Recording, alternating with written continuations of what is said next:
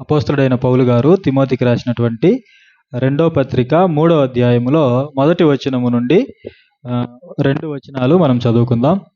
ప్రియులారా, దేవుడు ఈరోజు ఒక ప్రాముఖ్యమైనటువంటి విషయాన్ని మనకు నేర్పించాలని ఆశ కలిగి ఉన్నాడు. మొదటి వచనము నుండి, అంత్య దినములలో అపాయకరమైన కాలములు వచ్చునని తెలుసుకొనుము. పౌలు గారు ఇక్కడ తిమోతికి పత్రిక రాస్తూ ఇది ఒక హెచ్చరిక జారీ చేస్తున్నాడు. ఏంటంటే, అంత్య దినాలలో అపాయకరమైనటువంటి కాలాలు వస్తాయి. అంత్య దినాలు అనగానే ఇప్పుడు మనం ఉన్నది అంత్య దినాలు. యేసుక్రీస్తు ప్రభుల వారు పుట్టినదే అంత్య దినాలు అని మనకు పేతురు గారు తన పత్రికలో తెలియజేశారు. అంటే 2000 సంవత్సరాల నుండి కూడా అంత్య దినాలు జరుగుతూ ఉన్నాయి. అంటే కడవరి దినాలు, చివరి దినాలు. దేనికి చివరి దినాలు అంటే, యేసుక్రీస్తు ప్రభుల వారు రావడానికి, ఆయన ఈ భూమి మీదకి తిరిగి వస్తానని ఆయన వాగ్దానం చేశాడు. అంటే ప్రభు యొక్క రాకడ దినాలలో మనము ఉన్నాము. ప్రభు ఈ భూమి మీద ఉన్నప్పుడు ఏవైతే ఆయన బోధించాడో అవన్నీ అక్షరాల ఇప్పుడు మన కళ్ళ ముందు జరుగుతున్నాయి. ఆయన కరువులు సంభవిస్తాయి, భూకంపాలు వస్తాయి, అక్కడక్కడ ప్రాణ నష్టం జరుగుతుంది. అలాగే యుద్ధాలు మీరు చూస్తారు, యుద్ధ సమాచారాల గురించి మీరు వింటారు. దేశం మీదకి దేశము, రాజ్యం మీదకి రాజ్యము, మనుషుల మీదకి మనుషులు, ఇవన్నీ కూడా జరుగుతుండటం మీరు చూసినప్పుడు మరి రాకడ దినాలు సిద్ధంగా ఉన్నాయని ప్రభుల వారు మనకు గుర్తు చేశారు. అంటే ప్రభు రావడానికి ముందు ఇవన్నీ కూడా జరుగుతాయి. ఇప్పుడు ప్రభు రావడానికి ముందు ఇవన్నీ మన కళ్ళ ముందు జరుగుతున్నప్పుడు మనం ఏం చేయాలి? ఆయన రాకడను ఎదుర్కోవడానికి మనము సిద్ధపడాలి. ఆయనను ఎదుర్కోవడానికి మనము సిద్ధపడాలి. అందులో భాగంగానే ఇక్కడ పౌలు గారు తిమోతికి పత్రిక రాస్తూ అంత్య దినములలో అపాయకరమైనటువంటి కాలాలు వస్తాయి, మనుషులు ఎలా ఉంటారో చెప్పాడు.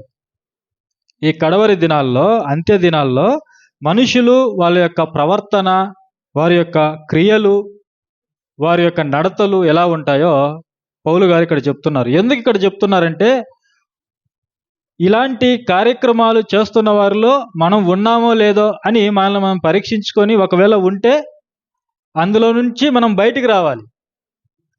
ఒకవేళ ఈ జాబితాలో, ఇక్కడ పౌలు గారు చెప్పినటువంటి జాబితాలో మనం ఉంటే అది చాలా ప్రమాదం. ప్రభు వచ్చినప్పుడు మనకు శిక్ష అనేది ఉంటుంది. ప్రభు వచ్చేది వారి వారి క్రియల చొప్పున ప్రతిఫలాన్ని ఇవ్వడానికి. ప్రకటన గ్రంథంలో మనం చూస్తాం, మనం మంచి చేస్తే మంచి ఫలితాన్ని మనం చూస్తాము. అలా కాకుండా మనకు నచ్చినటువంటి జీవితాన్ని, ప్రభువుకి వ్యతిరేకమైనటువంటి జీవితాన్ని మనం జీవించినట్లయితే దానికి కూడా మనము ప్రతిఫలాన్ని అనుభవించవలసి ఉంటుంది. అయితే మనము తీసుకునే ఆ ప్రతిఫలము, ఆ బహుమానము, అది మంచిదా లేకపోతే శిక్షతో కూడినదా అనేది మన జీవితం మీద ఆధారపడి ఉంటుంది. ఇక్కడ అంత్య దినాలలో మనుషులు ఎలా ఉంటున్నారో ఇక్కడ ఒక జాబితానే పౌలు గారు ఇక్కడ మనకి చెప్తున్నాడు. చూడండి, కొన్ని చదువుతాను. ఎలాగనగా మనుషులు స్వార్థ ప్రియులు, ధనాపేక్షులు, బింకములాడువారు, అహంకారులు, దూషకులు, తల్లిదండ్రులకు అవిధేయులు, కృతజ్ఞత లేనివారు. చూడండి, కృతజ్ఞత లేనివారు. ఈరోజు కృతజ్ఞత గురించి మనము నేర్చుకుందాం. ఇక్కడ అంత్య దినాల్లో మనుషులు ఎలా ఉంటారంటే కృతజ్ఞత లేనివారుగా ఉంటారు. కృతజ్ఞత అనేది ఉండదు. అంటే ఎవరైనా మనకు ఏదైనా సహాయం చేస్తే వారికి కృతజ్ఞతగా మనం వారిని జ్ఞాపకం చేసుకోవడం, లేకపోతే వారు చేసిన దానికి మనము ప్రతిఫలంగా వారికి మరలా చెల్లించటము, వారిని గౌరవించటము, వారి మాటలు, వారు మన జీవితంలో ఏది ఆశించి మనకు చేశారో దాన్ని మరలా మనం తిరిగి చేయటము, ఇది కృతజ్ఞత. ఇది కృతజ్ఞత భావము కలిగి ఉండటం. అయితే అంత్య దినాల్లో మనుషులు అలా ఉండరట. మనుషులు కృతజ్ఞత కలిగి ఉండరు. ఇప్పుడు మనము కీర్తనలు చదువుకున్నాం. కీర్తనలు మనము చదువుకున్నాం కదా, 65వ కీర్తనలో. ఆ 65వ కీర్తనలో దేవుడు మానవ సమాజానికి ఏ విధంగా ఆయన సహాయం చేశాడో, ఏ విధంగా వారిని పోషించాడో అక్కడ మనం చదువుకుంటున్నాం. చదువుకున్నామా లేదా ఇప్పటి వరకు? చూడండి ఒకసారి 65వ కీర్తన చూడండి, ఆయన 8వ వచనంలో మనం చూస్తే, నీ సూచక క్రియలను చూచి దిగంత నివాసులను భయపడుదురు. ఉదయ సాయంత్రముల ఉత్పత్తులను నీవు సంతోషభరితములుగా చేయుచున్నావు. నీవు భూమిని దర్శించి దాన్ని తడుపుచున్నావు. చూసారా, భూమిని దేవుడు తడుపుచున్నాడు. ఎందుకు చెప్పండి? ఎందుకు దేవుడు భూమిని తడుపుచున్నాడు? మనకు భూమి పండడానికి, మనకు ఆహారం ఇవ్వడానికి. ఆకాశం నుండి వర్షాన్ని కురిపిస్తున్నాడు, సూర్యుని రప్పిస్తున్నాడు. ఆ సూర్యుని మండించి సముద్రాలు వేడెక్కేలా చేస్తున్నాడు. ఆ ఆవిరి మరలా మేఘాల్లోనికి వెళ్ళి వర్షం రూపంలో మరలా భూమి మీద పడి భూమిని తడిపి మనం విత్తినటువంటి పంటని మన చేతికి వచ్చేలా చేస్తున్నాడు దేవుడు. చేస్తున్నాడా లేదా? ఇవన్నీ ఎవరు చేస్తున్నారు? దేవుడు చేస్తున్నాడు. ఎందుకు అంటే ఆయన మనుషులను తన స్వరూపములో తన పోలికలో సృజించుకున్నాడు. మనం అందరం ఎవరు? దేవుని యొక్క పిల్లలం. ఇప్పుడు ఒక కుటుంబంలో మీ పిల్లల పట్ల తల్లిదండ్రులుగా మీరు ఎలా వారికి కావలసినటువంటి సమస్తాన్ని కూడా సిద్ధపరుస్తారో, వారి అవసరాలు తీరుస్తారో, వారికి కావలసినటువంటి ప్రతి దాన్ని కూడా ఒక బాధ్యత సహితంగా మీరు వ్యవహరిస్తారో, అదే విధంగానే యావత్తు ప్రపంచం మీద దేవుడు బాధ్యత కలిగి ఉన్నాడు. చూడండి, అంటే దేవుని ద్వారా మనం ఏం నేర్చుకోవాలంటే ప్రతిదీ నేర్చుకోవాలి. మానవుడు బాధ్యత కూడా నేర్చుకోవాలి. బాధ్యత కూడా నేర్చుకోవాలి. ఈ రోజుల్లో చాలామంది కుటుంబంలో బాధ్యత లేకుండా ఉంటున్నటువంటి తండ్రులు ఎంతోమంది ఉన్నారు.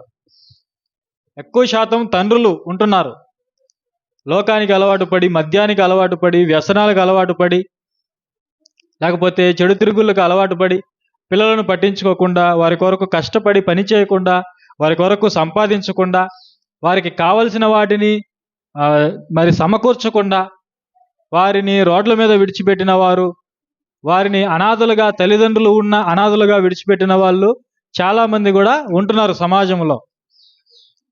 అయితే మనుషులు ఎప్పుడైతే వాక్యం దగ్గరికి వస్తారో, దేవుని దగ్గరికి వస్తారో, దేవుడు మనుషులకు ప్రతిదీ కూడా నేర్పిస్తాడు. అయితే సమాజంలో దురదృష్టకరమైన పరిస్థితి ఏంటంటే, ఎక్కడ బైబిల్ కనిపించినా వ్యతిరేకత, ఎక్కడ చర్చిలు కనిపించినా వ్యతిరేకత, ఎక్కడ సువార్త ప్రకటింపబడుతున్న వ్యతిరేకత. చూడండి, అంటే సమాజం బాగుపడడానికి అపవాది ఒప్పుకోవడం లేదు. తనకంటూ ఒక సమూహాన్ని ఏర్పాటు చేసుకొని ఎక్కడికి వెళ్ళినా కూడా వాక్యానికి వ్యతిరేకంగా మనుషులు ప్రవర్తించడానికి వాడు ప్రేరేపిస్తున్నాడు. అయితే ఇక్కడ మనం ఏం చూస్తున్నామంటే, మనుషుల కొరకు దేవుడు భూమిని సిద్ధపరిచాడు, భూమిని తడుపుతున్నాడు, భూమిని అలంకరించాడు, భూమి పండిస్తున్నాడు, మనకు ఆహారాన్ని అందిస్తున్నాడు, సమస్తాన్ని కూడా దేవుడు మనకిస్తున్నాడు. ఎందుకంటే ఆయనకు మనము పిల్లలం, ఆయన బాధ్యత ఆయన నెరవేరుస్తున్నాడు. అయితే పిల్లలుగా మనం ఏం చేయాలి? దేవుని పట్ల మనం ఎలా వ్యవహరించాలి అంటే, దేవుని ద్వారా ఆనందంగా జీవిస్తున్నటువంటి మనుషులు ఈ రోజుల్లో చాలామంది ఏమంటున్నారంటే, దేవుడు లేడు అంటున్నారు ఒక వర్గం వాళ్ళు. పిల్లలు ఏమంటున్నారు? మాకు తండ్రి లేడు అంటున్నారు. చూడండి, బ్రతుకుతున్నది ఎవరి వలన? ఆ తండ్రి వలనే. ఆ తండ్రే. ఏ శాస్త్రవేత్త అయినా సరే భూమిని పండించగలడా చెప్పండి? ఏ శాస్త్రవేత్త అయినా సరే, ఏ విద్యావేత్త అయినా సరే భూమిని పండించగలడా చెప్పండి? పండించలేడు. సూర్యుని రప్పించగలడా ఏ శాస్త్రవేత్త అయినా? రప్పించలేడు. ఉదయం రాగానే సూర్యుడు రావాలి, సాయంత్రం కాగానే సూర్యుడు వెళ్ళిపోవాలి, మరలా చంద్రుడి డ్యూటీ ప్రారంభమవుతుంది సాయంత్రం కాగానే.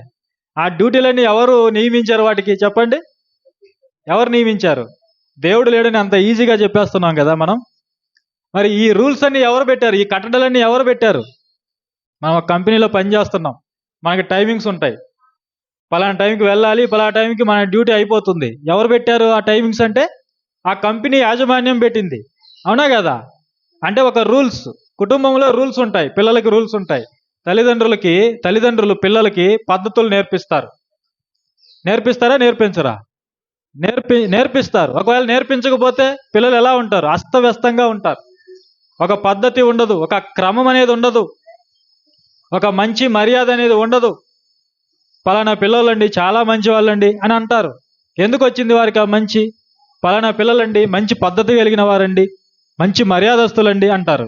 ఎలా వచ్చింది వారికి ఆ మర్యాద అంటే తల్లిదండ్రులు నేర్పించారు. నేర్పించకపోతే పిల్లలకి మర్యాద వస్తుందా? మంచితనం వస్తుందా? క్రమం వస్తుందా? పద్ధతి వస్తుందా? చూడండి, అంటే పిల్లలకి ఒక క్రమం ఉందంటే తల్లిదండ్రులు నేర్పించారు. ఒక పద్ధతిగా వ్యవహరిస్తున్నారంటే తల్లిదండ్రులు నేర్పించారు. ఒక క్రమాన్ని మనం చూస్తున్నామంటే ఆ క్రమం వెనక ఆ క్రమాన్ని పెట్టిన వాళ్ళు ఉన్నారు. ఒక వస్తువు ఉంది, ఆ వస్తువు అలాగే వచ్చిందా? లేదు, దాని వెనక దాన్ని నిర్మించిన వాళ్ళు ఉన్నారు. ఇవన్నీ మనకు తెలుసు. ఇవన్నీ మనకు తెలిసినా కూడా మనం ఏమంటాము? దేవుడు లేడని మనం చెబుతాము.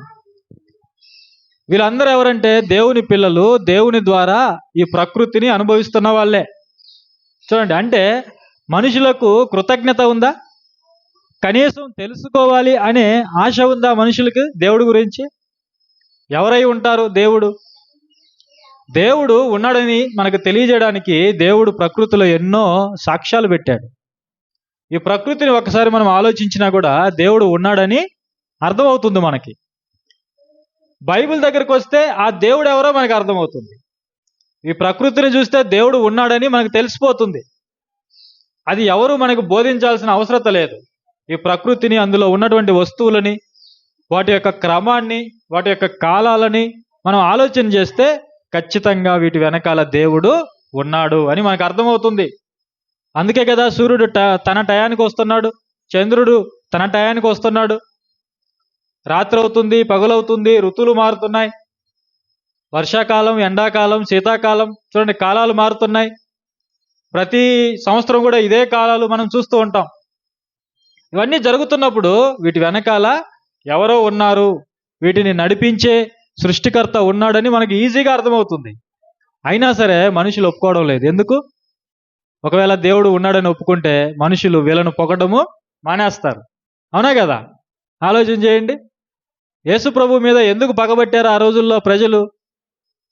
ఈ శాస్త్రులు కానీ, పరిసయ్యులు కానీ, మత పెద్దలు కానీ ఎందుకు యేసుక్రీస్తు ప్రభుల వారి మీద పగబట్టారు, చంపాలనుకున్నారు, చివరికి చంపేశారు? అంటే ఆయన బోధించే మాటల ద్వారా ప్రజలందరూ వీళ్ళని విడిచిపెట్టి దేవుని వైపు తిరుగుతున్నారు. అది వాళ్ళ పగకు కారణం, వాళ్ళ కోపానికి కారణం అదే. బైబిల్ ఎందుకు బోధించకూడదు ఈరోజు సమాజంలో అంటే మనుషులు దేవుణ్ణి తెలుసుకుంటారు. మనుషులు ఎవరిని తెలుసుకుంటారు?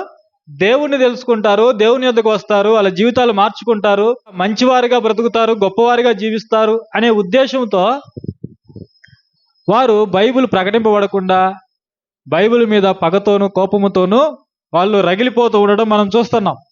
అంటే మనుషులకు ఇష్టం లేదు, మనుషులు వాళ్ళు పొగడబడాలి అనుకుంటారు.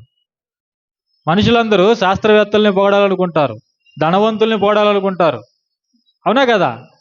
మరి మధ్యలో దేవుని గురించిన ప్రస్తావన వస్తే దేవుడు గొప్పడైపోతాడు, మనుషుల కంటే దేవుడు గొప్పవాడైపోతాడు. ఇది కొంతమంది స్వార్థపరులకి ఇష్టం లేదు.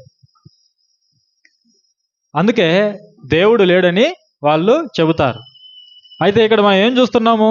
దేవుడు తన పిల్లల పట్ల బాధ్యత కలిగి వ్యవహరిస్తున్నాడు. ఆ అధ్యాయం అంతా మనం చదువుకున్నాము. అయితే కృతజ్ఞత కలిగి మనం ఉండటం అనేది చాలా ప్రాముఖ్యమైనటువంటి విషయము.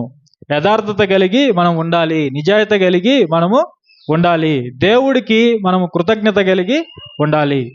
ఆయన మనకు చేసిన ప్రతి సహాయానికి కూడా, మేలుకు కూడా మనము కృతజ్ఞత కలిగి జీవించాలి అనేది దేవుడు మనకు తెలియజేస్తున్నాడు. చూడండి, పోయిన తరగతుల్లో మనము హన్నా గురించి కొన్ని విషయాలు నేర్చుకున్నాం. హన్నా జీవితంలో కూడా మనం ఇదే చూస్తాము. ఆమె కృతజ్ఞత కలిగిన స్త్రీగా ఉన్నది.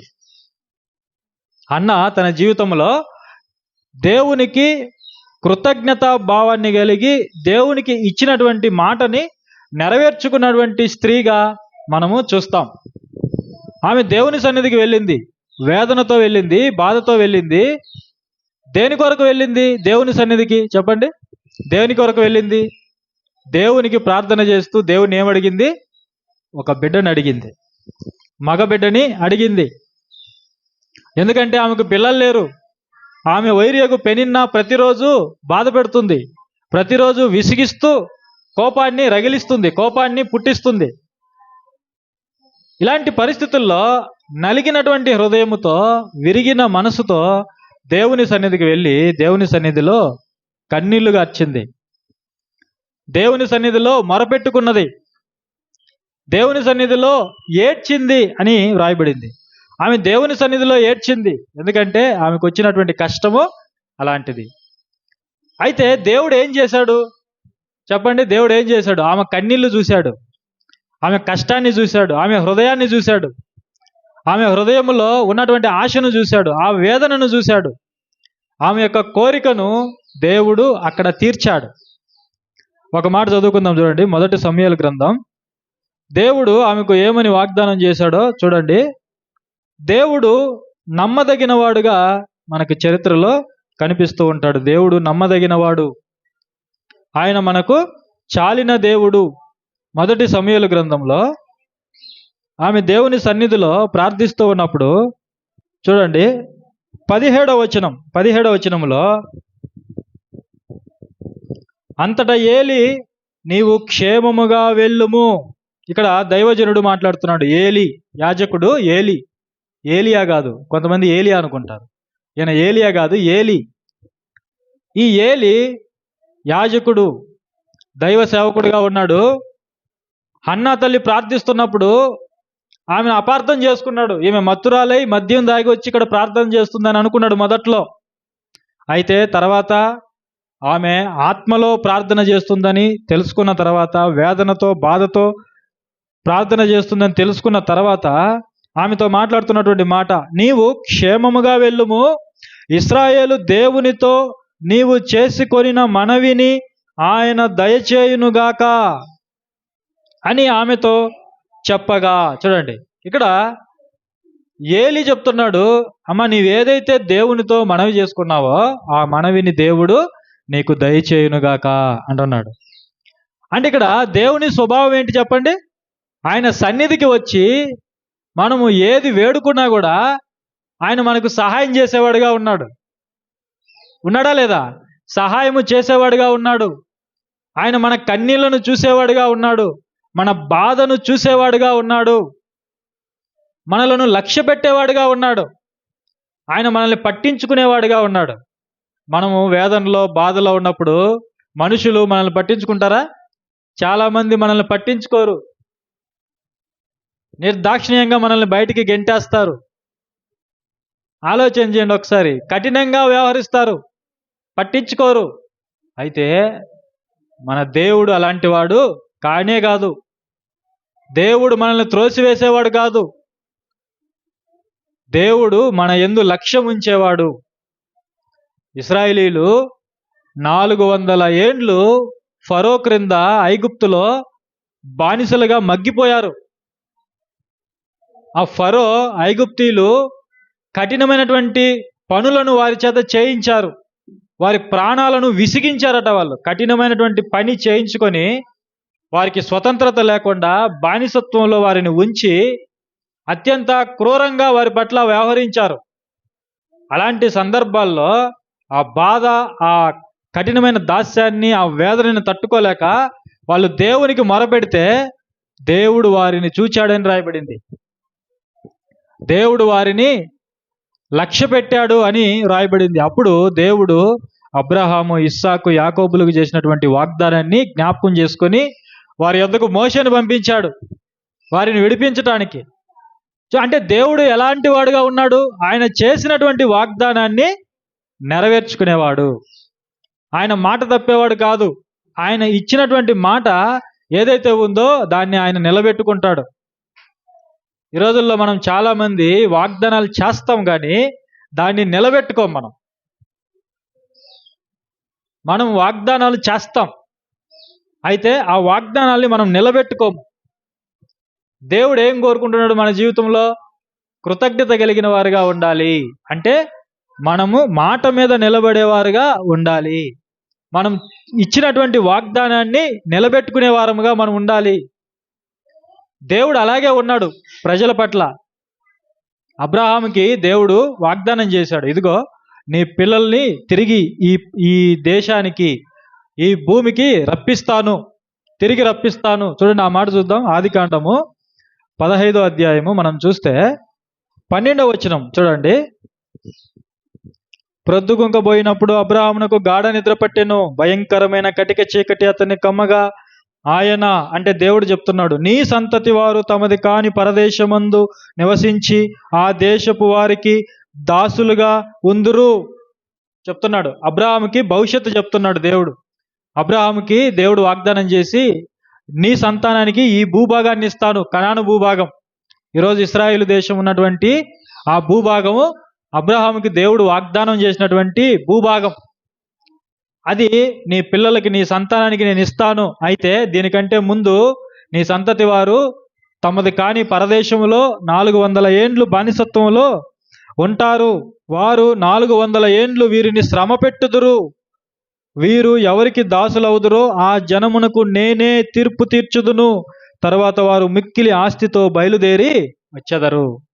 అబ్రాహాముకి దేవుడు వాగ్దానం చేశాడు, 400 ఏండ్లు నీ సంతతి వారు బానిసత్వంలో ఉంటారు. ఆ తర్వాత నేను ఎవరి కింద అయితే దాసులుగా ఉంటారో ఆ ఐగుప్తీయులు, వాళ్ళకి నేను తీర్పు తీర్చి నీ సంతానాన్ని బయటికి తీసుకొని వస్తానని ఆ రోజు వాగ్దానం చేశాడు దేవుడు. అబ్రాహాముకి మాట ఇచ్చాడు. అయితే అది నిర్గమాకాండంలో నెరవేర్చాడు.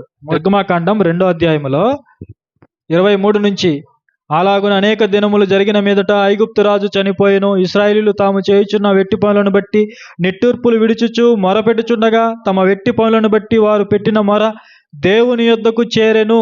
కాగా దేవుడు వారి మూలుగును విని అబ్రాహాము, ఇస్సాకు, యాకోబులతో తాను చేసిన నిబంధనను జ్ఞాపకము చేసుకొనెను. దేవుడు మర్చిపోయాడా వాళ్ళని? దేవుడు మర్చిపోయాడా? దేవుడు వాళ్ళని మర్చిపోలేదు. దేవుడు వారిని విడిచిపెట్టలేదు. మనం అనుకుంటాం కదా, కష్టాల్లో ఉన్నప్పుడు దేవుడు నన్ను చెయ్యి వదిలేశాడు, దేవుడు నన్ను విడిచిపెట్టేశాడు, దేవుడు నన్ను పట్టించుకోలేదు, అందుకే నాకు ఈ బాధలు, ఈ కష్టాలని మనం అనుకుంటాం.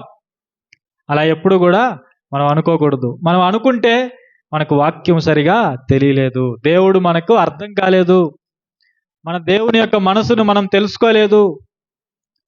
ఆయన పిల్లలుగా మనకేం తెలిసి ఉండాలి చెప్పండి? ఆయన పిల్లలుగా మనకేం తెలిసి ఉండాలి? మీ నాన్న ఎలాంటి వాడురా అంటే పిల్లలకి తెలుసా తెలీదా? తెలిసి ఉంటుందా? తెలిసి ఉండదా? తెలిసి ఉండాలి, అవునా కదా? తెలుసుకోవాలి. ఎవరైనా అడిగినప్పుడు తల్లిదండ్రుల గురించి పిల్లలు మంచి సాక్ష్యాన్ని ఇవ్వాలంటే వారి మనసు తెలుసుకోవాలి. మరి ఈరోజు మనకి దేవుని గురించి తెలుసా చెప్పండి? దేవుని మనసు తెలుసా? కష్టాల్లో ఉన్నప్పుడు ఆయన ఎలా స్పందిస్తాడో మనకు తెలుసా? ఎవరైనా మన దగ్గరికి వచ్చి, నేను బాధల గుండా వెళుతున్నాను, కష్టాల గుండా వెళ్తున్నాను సిస్టర్, నన్ను దేవుడు విడిచిపెట్టాడేమో అని ఎవరైనా ఒకవేళ నిన్ను అడిగితే నీ సమాధానం ఏంటి? నీ ప్రతిస్పందన ఏంటి? దేవుని గురించి మంచి సాక్ష్యం ఇవ్వగలవా? లేదు సిస్టర్, దేవుడు మనల్ని విడిచిపెట్టలేదు, దేవుడు నిన్ను విడిచిపెట్టలేదు అని ఇశ్రాయేలీయుల చరిత్ర నువ్వు చెప్పగలవా? అన్నా చరిత్ర నువ్వు చెప్పగలవా? చెప్పండి. దేవుని వాక్యాన్ని నువ్వు వివరించగలవా? దేవుని మనస్సును వారికి తెలియజేయగలవా? చెప్పండి. కాబట్టి మనం కష్టాలు, బాధల గుండా వెళుతున్నప్పుడు దేవుడు మనల్ని విడిచిపెట్టాడని మనం అనుకోకూడదు. దేవుడు ఖచ్చితంగా ఆయన చూచేవాడై ఉన్నాడు. 25వ వచనం చూడండి. దేవుడు ఇశ్రాయేలీయులను చూచెను. ఎంత చక్కటి మాట చూడండి. దేవుడు ఇశ్రాయేలీయులను చూచాడు. ఎందుకు చూశాడు? వాళ్ళని విడిపించడానికి చూశాడు. వాళ్ళ బానిస సంఖ్యలను తెంపడానికి చూశాడు. ఆ బానిసత్వం నుంచి విడిపించడానికి దేవుడు వారి మీద లక్ష్యం ఉంచాడు. దేవుడు ఇశ్రాయేలీయులను చూచెను, దేవుడు వారి యందు లక్ష్యం ఉంచెను. ఎంత గొప్ప మాటలు చూడండి. లక్ష్యం ఉంచాడంట, అంటే వాళ్ళని పట్టించుకున్నాడు, వాళ్ళ బాధ్యత అంతా కూడా తీసుకున్నాడు. ఏంటా బాధ్యత? ఆ బానిసత్వం నుంచి వాళ్ళను విడిపించే బాధ్యత ఆయన తీసుకున్నాడు. అప్పుడు వెంటనే మోషేని సంప్రదించాడు దేవుడు. మోషేని పిలిచాడు. మోషే ఎక్కడో ఉన్నాడు, అరణ్యంలో పెళ్లి చేసుకొని అక్కడ పిల్లల్ని కానీ మామగారి మందని మేపుతూ ఉన్నాడు. ఆ కొండల్లో, ఆ అరణ్యంలో ఆ గొర్రెలను కాచుకుంటూ దేవుడిని మర్చిపోయి ఉన్నాడు. అలాంటి సందర్భంలో ఆ కొండ మీద దేవుడు దిగి రావడం మనం చూస్తాం. చూడండి, దేని కొరకు అంటే తన పిల్లలైనటువంటి ఇశ్రాయేలీయుల్ని విడిపించటానికి. అంటే మన దేవుడు మనల్ని మర్చిపోయేవాడా చెప్పండి? ఆయన మర్చిపోయేవాడు కాదు. ఈ హన్నా తల్లికి కూడా ఏలి ఆమెను ఆశీర్వదించి పంపాడు. నీవు చేసినటువంటి మనవిని దేవుడు నీకు దయచేయునుగాక అని ఆమెను ధైర్యపరిచి, ఆమెను బలపరిచి పంపించాడు. ఆమె ఆ రోజు సంతోషంగా ఇంటికెళ్ళింది. ఇక ఎప్పుడు కూడా ఆమె ఏడవలేదని రాయబడింది. అయితే దేవుడు ఏం చేశాడు అక్కడ ఆమె జీవితంలో అంటే, ఆమె చేసినటువంటి మనవి ప్రకారము ఒక మగపిల్లను దేవుడు ఇచ్చాడు. దేవుడు ఏం చేశాడు? ఒక మగపిల్లను అనుగ్రహించాడు. చూడండి, మనం దేవుని సన్నిధిలో ఏదైతే మనం దేవుణ్ణి అడుగుతామో అది దేవుని చిత్తమైతే ఖచ్చితంగా మనకు అనుగ్రహిస్తాడు. ఇది మనం గుర్తుపెట్టుకోవాలి. అదే ప్రకారంగా ఆ నమ్మకంతోనే ఆమె ప్రార్థన చేసింది. చూడండి ఏమని ప్రార్థన చేసింది? 11వ వచనములో 10వ వచనములో, మొదటి సమూయేలు గ్రంథం 1వ అధ్యాయము 10వ వచనం నుండి మరలా మనం చదువుకుంటే, బహు దుఃఖాక్రాంతురాలై వచ్చి యెహోవా సన్నిధిని ప్రార్థన చేయుచు బహుగా ఏడ్చుచు, సైన్యములకు అధిపతివగు యెహోవా, నీ సేవకురాలనైన నాకు కలిగి ఉన్న శ్రమను చూచి నీ సేవకురాలనైన నన్ను మరువక జ్ఞాపకము చేసుకొని. ఏమంటుంది ఇక్కడ? నీ సేవకురాలనైన నన్ను మరువక జ్ఞాపకము చేసుకొని. అంటే దేవుడు ఎలాంటి వాడని ఆమె గుర్తెరిగింది, జ్ఞాపకం చేసుకునేవాడు. ఆయన శ్రమల ద్వారా వెళుతున్నటువంటి తన బిడ్డలను జ్ఞాపకం చేసుకునేవాడు. హన్నా అంటే దేవుని జ్ఞానం కలిగినటువంటి స్త్రీ. చరిత్రలో దేవుడు చేసినటువంటి ప్రతి అద్భుతాన్ని, ప్రతి కార్యాన్ని కూడా తెలుసుకున్నటువంటి స్త్రీ ఆమె. ఆమె మామూలు స్త్రీ కాదు, విశ్వాస వీరురాలు. మనం కూడా ఈరోజు ఎలా ఉండాలంటే, వాక్యములో ఏ ఏ సందర్భాలు ఎక్కడెక్కడ రాయబడ్డాయి, ఎక్కడెక్కడ ఎవరెవరి చరిత్ర ఉంది అన్నీ కూడా మనకు తెలిసి ఉండాలి. వాక్యంలో, బైబిల్లో ఉన్నటువంటి ఆదికాండం మొదలుకొని ప్రకటన గ్రంథం వరకు చరిత్ర మనకు తెలిసి ఉండాలి. చరిత్ర తెలిస్తే ఆ చరిత్ర మనల్ని బలపరుస్తుంది.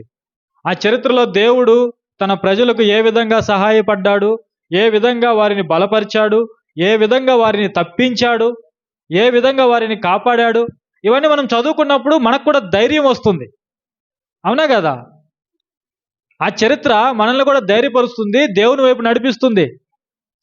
ఈ హన్నా తల్లి నన్ను జ్ఞాపకం చేసుకొని అని ఎందుకు అంటుందంటే, ఆయన చరిత్రలో ఎవరిని జ్ఞాపకం చేసుకున్నాడు?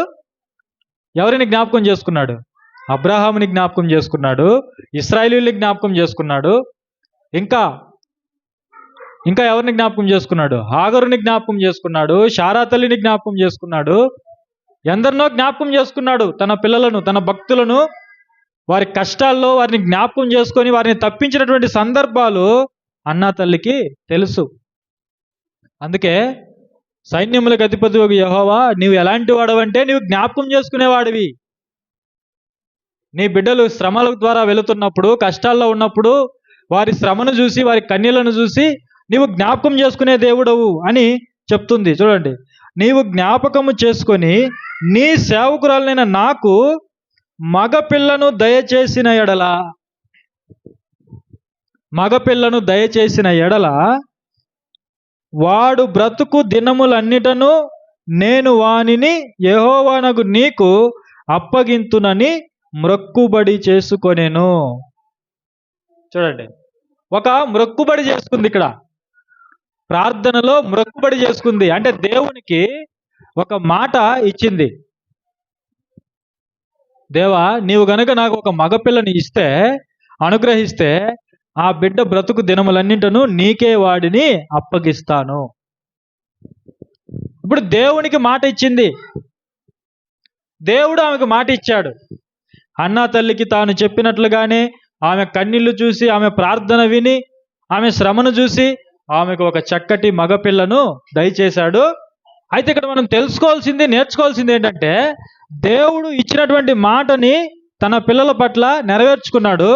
అయితే ఎంతమంది పిల్లలు దేవుడికి వాళ్ళు ఇచ్చినటువంటి మాటని నెరవేర్చుకుంటున్నారు, కృతజ్ఞత కలిగి ఉంటున్నారు? ఆలోచన చేయండి. ఉన్నారా? కృతజ్ఞత కలిగిన వారు ఉన్నారా?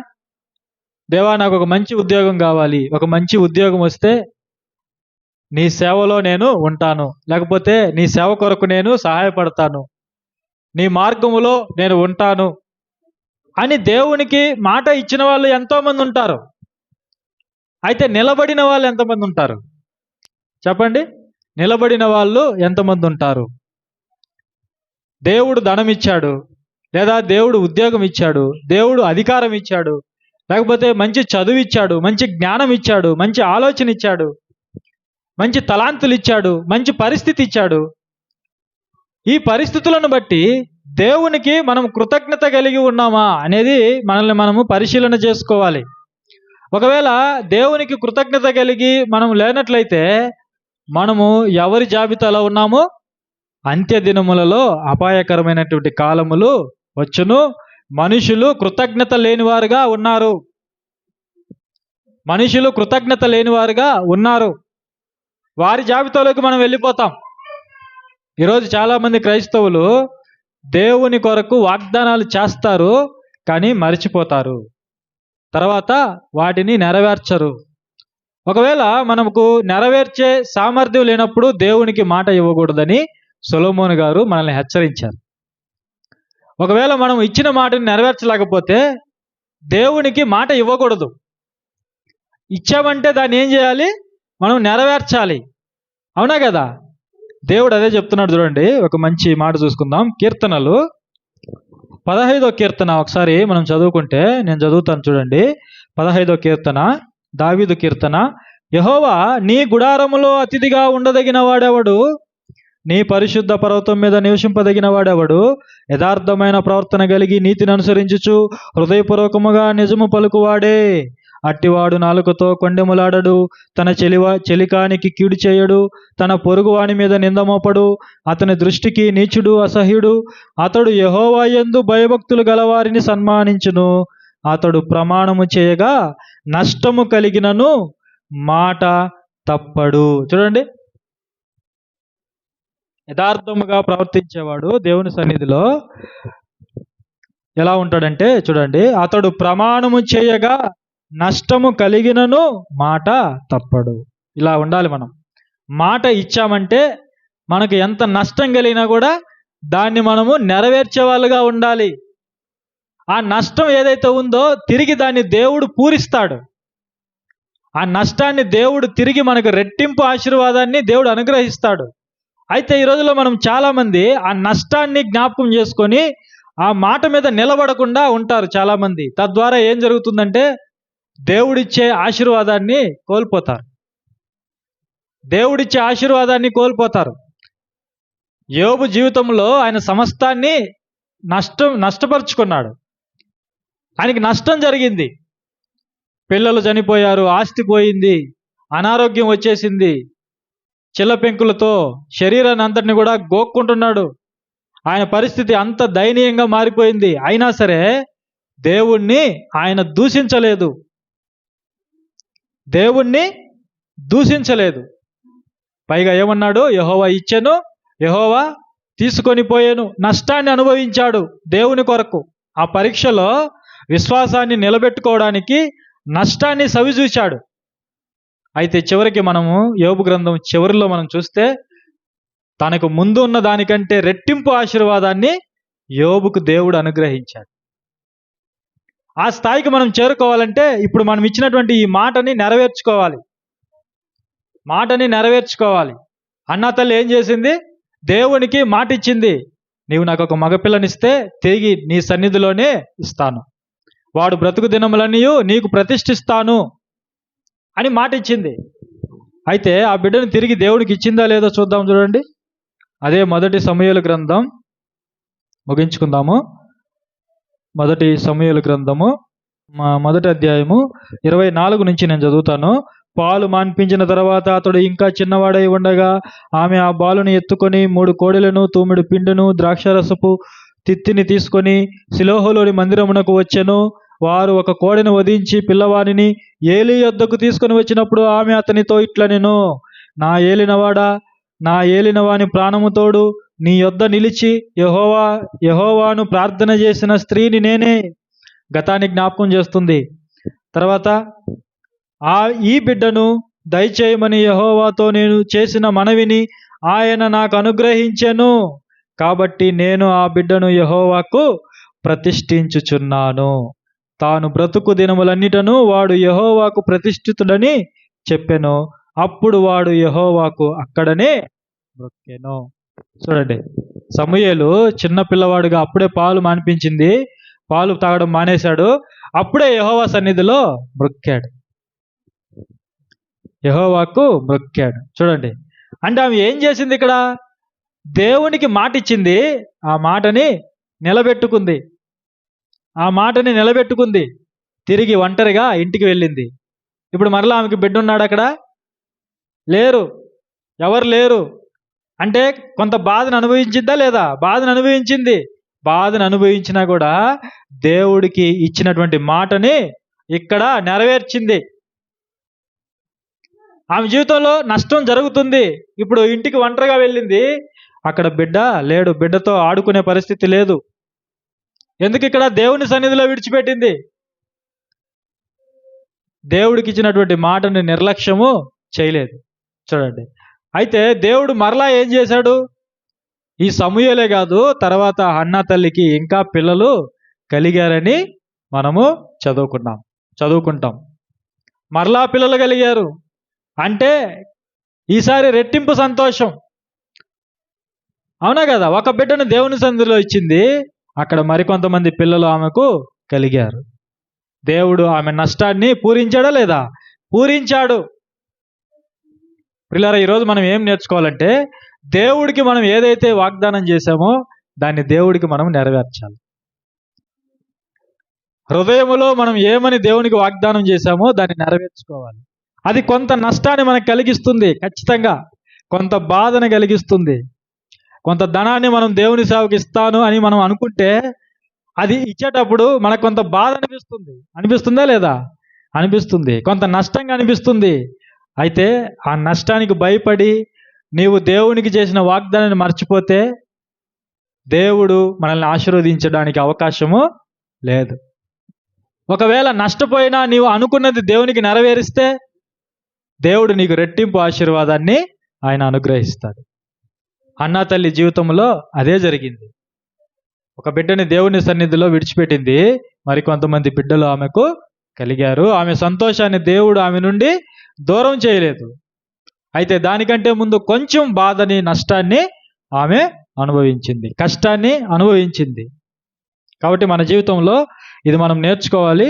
మనం అంత్య దినాల్లో ఉన్నాం కాబట్టి కృతజ్ఞత కలిగిన వారుగా మనము ఉండాలి. దేవుని ఎడల కృతజ్ఞత కలిగిన వారుగా ఉండాలి. మనుషుల ఎడల కృతజ్ఞత కలిగిన వారుగా ఉండాలి. ఎవరైనా మనకు ఒక చిన్న సహాయం చేసినా కూడా వారిని మనం మర్చిపోయేవారుగా ఉండకూడదు. రేపు ఎప్పుడైనా వారు కష్టంలో ఉన్నప్పుడు, వారు ఇబ్బందిలో ఉన్నప్పుడు, లేమిలో ఉన్నప్పుడు మనము సహాయపడేవారుగా ఉండాలి. ఒకప్పుడు వారు మనకి సహాయపడ్డారు, ఇప్పుడు వారు శ్రమల్లో ఉన్నప్పుడు, లేమిలో ఉన్నప్పుడు మనము కృతజ్ఞత కలిగిన వారుగా వారి పట్ల వ్యవహరించాలి. దేవునికి ఇది ఇష్టమైన పని. అలాంటి వారిని దేవుడు ఆశీర్వదిస్తాడు. ఆ విధంగా మనకు ముందుకు వెళ్ళాలని కోరుకుంటూ మరి నా ఈ చిన్న ఆత్మీయ సందేశాన్ని నేను ముగిస్తున్నాను.